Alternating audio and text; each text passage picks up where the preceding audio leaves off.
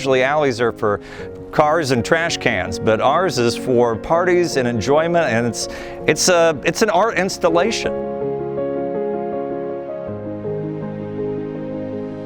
Ours is Be Love. I love that she wrapped two sides of the garage for the big red roses on here.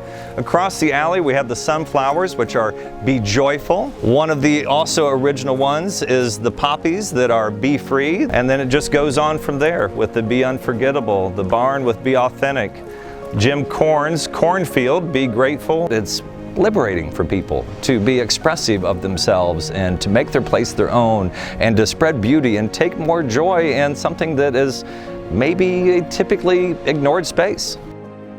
And I wanted just a beautiful mural to be an encouraging gift to the community. I shared the idea with our neighbor Deborah Jacobs, and she's like, I've been thinking about a mural. So she found the artist, and in 2019 we got these beautiful roses, the poppies on their garage, these beautiful sunflowers across the way, and also the morning glories on the barn.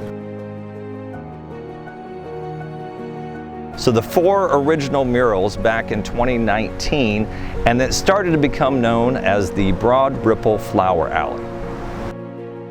You got about a 2.5 block area where there's currently 29 murals, hopefully more to come.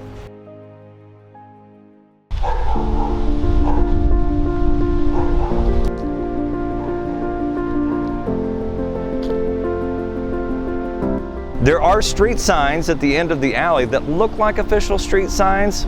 Sadly, they were actually created by one of the other neighbors and hung up voluntarily.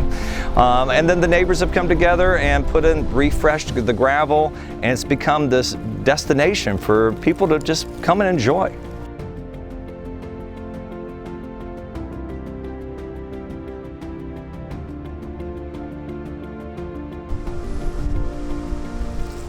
One of the things I love about the murals is before we found the artist and chose the flower mural, we were considering just having encouraging words painted on the garage. And we've combined that idea. So you'll notice as you go through each one, like our roses are Be Love, the poppies are Be Free, the barn is Be Authentic, Jim's cornfield is Be Grateful, the sunflowers are Be Joyful. They all have a Be something. So it's not only beautiful, it's also encouraging.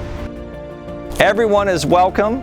There are people out here all the time, especially on the weekends. We see people walking through, running through. There's some photographers that basically use it as their studio.